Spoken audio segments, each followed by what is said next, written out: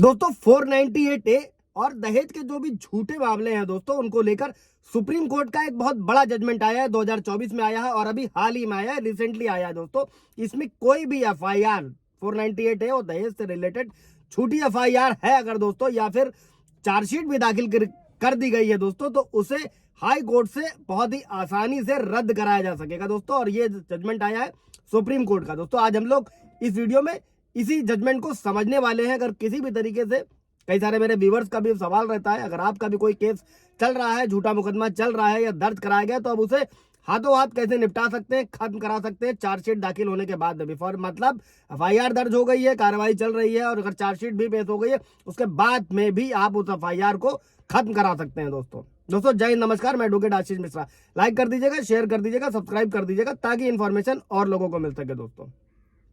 Supreme court ने ये पुष्टि करते हुए ये रिपीट किया है कि चार्जशीट दाखिल होने के बाद में भी आपराधिक कार्रवाई को रद्द किया जा सकता है दोस्तों। सुप्रीम कोर्ट ने कानूनी प्रक्रियाओं के दुरुपयोग को रोकने में जो न्यायपालिकाओं की भूमिका है, जो लोअर कोर्ट की, जो ट्रायल कोर्ट की, जो हाई कोर्ट की भूमिका है, उस पर जोर दिया है। और ये मामला था दोस्तों कैलाश बेन महेंद्र भाई पटेल और अन्य बनाम महाराष्ट्र राज्य और अन्य। और दोस्तों इसमें IPC की धारा 498A के तहत क्रूरता के आरोपों के इर्द गिर्द घूमता है, जैसा कि हर केसेस में होता है जहां पर झूठे आरोप लगाए जाते हैं महिला द्वारा। और मामला क्या था दोस्तों, इसमें एक महिला ने अपने ससुराल वालों, उसकी सौतेली सास, ससुर, देवर और पारिवारिक एक अकाउंटेंट था, उसके खिलाफ शिकायत दर्ज कराई थी दोस्तों। और इसी से यह सिलसिला शुरू हुआ था।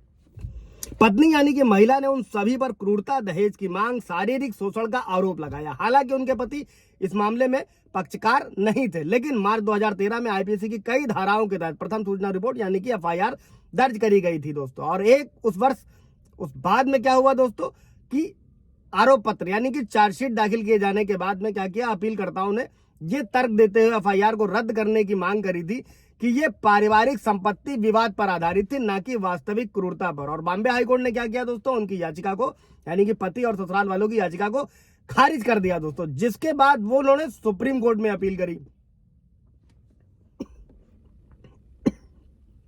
और दोस्तों अपीलकर्ताओं ने 3 जरूरी मुद्दे उठाए थे, जिन्हें आप भी नोट रखिएगा, जरूरत पड़ने पर आपके काम आ सकते हैं दोस्तों। सबसे पहले तो यह तर्क दिया था कि जो FIR थी वो स्पष्ट थी, सामान्य थी, मतलब प्रॉपर्टी विवाद था, लेकिन उसको 498 और दहेज घरेलू हिंसा में कन्वर्ट किया गया दोस्तों। इसके बाद में अगला क्या था, जो 498 था उसका दुरुपयोग, उन्होंने कहा था कि FIR जो कराई गई है सिर्फ और सिर्फ दबाव बनाने के लिए, उसका दुरुपयोग करने के लिए की गई 498 और दहेज की दोस्तों, इसको भी नोट रखिएगा। और इसके बाद में तीसरा क्या था कि FIR चार्जशीट दाखिल होने के बावजूद भी उन्होंने धारा 482 CRPC, जिसके साथ किसी भी झूठी FIR को आप डायरेक्ट हाई कोर्ट से रद्द करा सकते हैं। और अपीलकर्ताओं ने क्या किया, इसी FIR को चार्जशीट दाखिल होने के बाद भी निरस्त करने की मांग करी थी दोस्तों। और सुप्रीम कोर्ट ने इसी FIR को और चार्जशीट को खारिज करते हुए ये कहा था कि दीवानी विवादों को निपटने के लिए आपराधिक कार्रवाई का इस्तेमाल नहीं किया जाना चाहिए। इस पर मैंने पीछे भी एक वीडियो बनाया हुआ है कि लोन न चुका पाना ये आपराधिक कार्रवाई नहीं है दोस्तों, क्योंकि ये दीवानी मामला है। अभी हम लोग इसी जजमेंट को समझते हैं, वो जाकर आप जरूरत पड़ने पर देख सकते हो दोस्तों। और सुप्रीम कोर्ट ने कहा कि ये जो मामला था